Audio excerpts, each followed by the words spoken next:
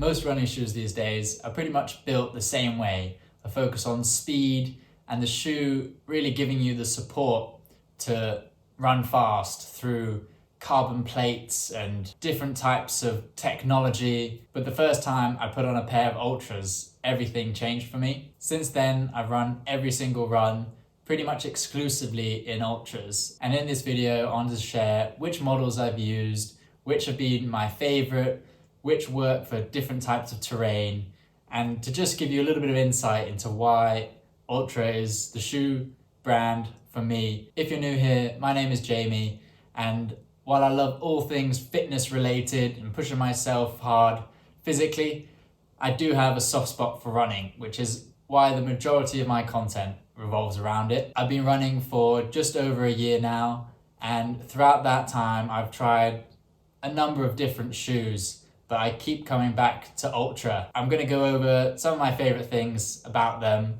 and what makes them slightly different from some of the other shoes that are out there in the market today. I first tried Ultras in a running shop, and to be honest, when I first tried them, I can't exactly remember the model it was. It may have been a Lonepeak, but I thought they were pretty ugly, and I also thought that they were very wide.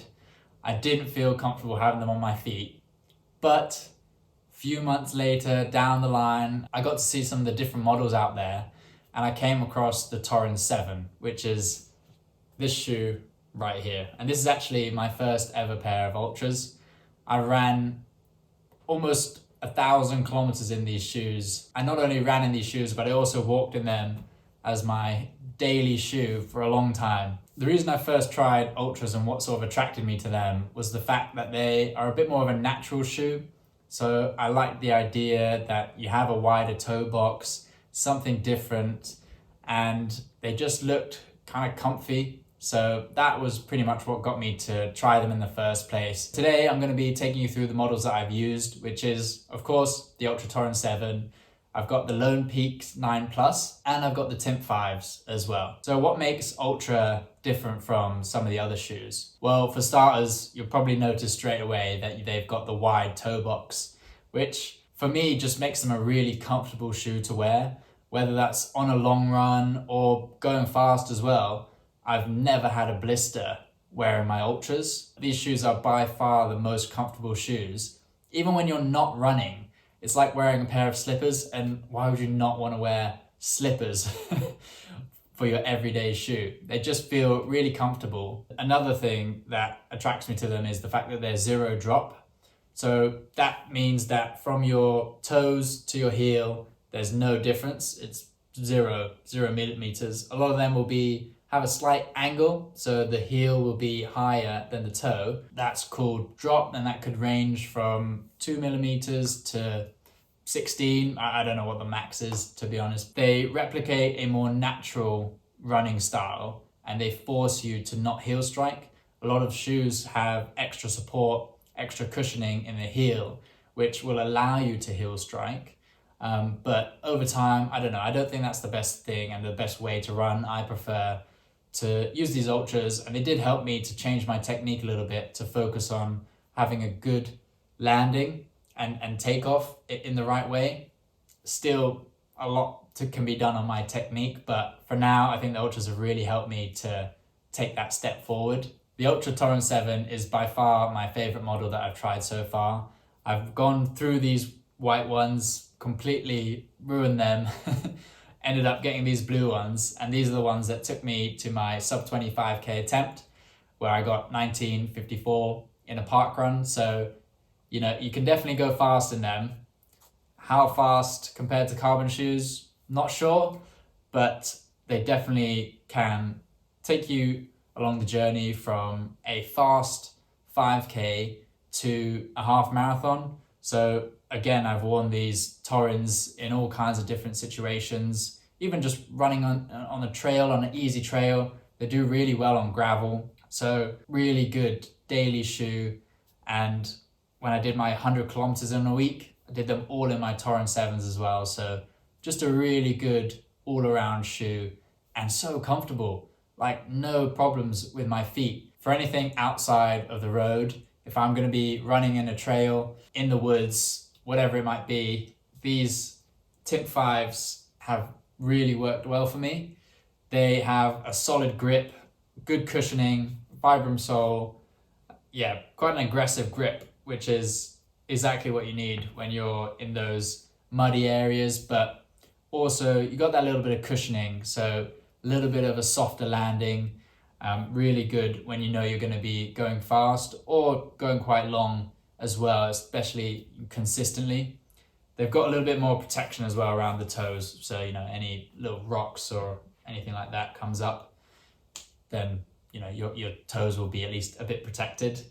These ones definitely use quite a lot. They've also got this fun little thing on the back, like a Velcro strip, which is meant for gaiters, which are basically like something that will go over the shoe and prevent gravel and little bits of rubble, debris going into your shoe. So definitely, if you're going to be running on the trails, recommend the Timp 5s. These are the Lonepeak 9 Pluses. I don't know what the plus means, to be honest, but they are a little bit different than the other shoes. A lot less cushioning, still a little bit there, more aggressive grip, still a Vibram sole, so should be good in terms of grip. These I haven't actually yet run in, but I am planning to do an ultra in them. So an ultra sounds pretty good to me. I did do a week of hiking in these in Scotland, and they served me very well. A lightweight hiking shoe. I haven't yet run in them. They are softer than the other shoes, so something to think about. They don't have as much cushioning, but they do have really good grip. And again, you've got that gaiter Velcro on the back. While I do love Ultra, there are some cons to the brand as well. The first one is that they can be hard to find in stores. You sometimes have to go to a specific location to be able to try on a pair. And even then, sometimes the colorways can be really bad. I remember my first time I tried on a pair of like mustard and green Ultras, and they just were not the ones for me. But when I found these, and in the all white, I'm a sucker for white shoes, I was then adamant and happy to give them a try, and very, very grateful that I did.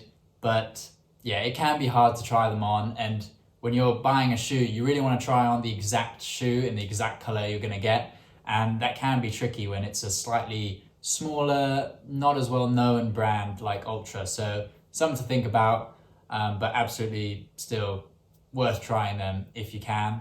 You've also got to be careful moving from something like high drop to zero drop like these. They can feel a little bit different, and like I said, you've got to be careful to minimize any risk of injury. Also, they may just not be for you. If you're looking for something that is fast, super responsive, lightweight, and has the latest technology, Ultra just might not be the right brand for you. I'd still recommend trying a pair for those easier runs because they are comfy, you're going to get less blisters, and they provide you with a good base for you to build up your technique from scratch. Something to consider as well is that, especially if you're using shoes with a high drop, a lot of the weight distribution is on your quads, on your legs, on your upper legs. When you move to zero drop, that then really lowers down in your body. You start really training your calves, and that can be an adjustment for sure. I remember when I first got them, my calves were just getting really sore. I didn't really understand why. Now I know it's because of the zero drop, but something to think about. And if you are getting sore calves, realize that it's because of the drop, not because you're doing anything wrong or your calves are really weak. They just train a slightly different part of the leg. So something to think about. I love them. I'm sticking with my Ultras. But with all of that said, and I know I've gone on about how much I love Ultra, I have just gone out and picked up a pair of carbon running shoes. Lightweight, 6mm drop, aggressive. It's very different than the Ultras. And the reason I got these was there was a sale at my local running shop and I just couldn't resist. They were a steal, let me tell you. And I had to take a shot and try some carbon plated shoes, see what all the fuss is about. I'm gonna be taking these out next week, pushing hard and seeing just how different they feel from my existing shoes.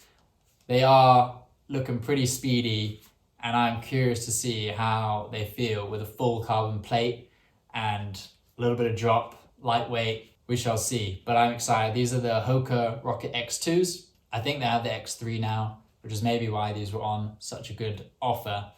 But try out different shoes. You know, there may not be something right for you, but if you have heard of Altra, if you have tried them, then do let me know if you've got a favorite model or what made you switch from a different brand to Altra. Something worth noting as well is that this video is not sponsored by Altra in any way, although I might like it to be. Right now, I'm just very much enjoying running in Altras in my Ultra phase. Thank you so much for watching. Make sure to stay tuned. Next week, I'm gonna be blasting it with these carbon plated shoes. PBs, we'll see. Injuries, we'll see. But thank you so much for watching to the end. If you made it this far, thank you. I'll see you in the next one. Bye.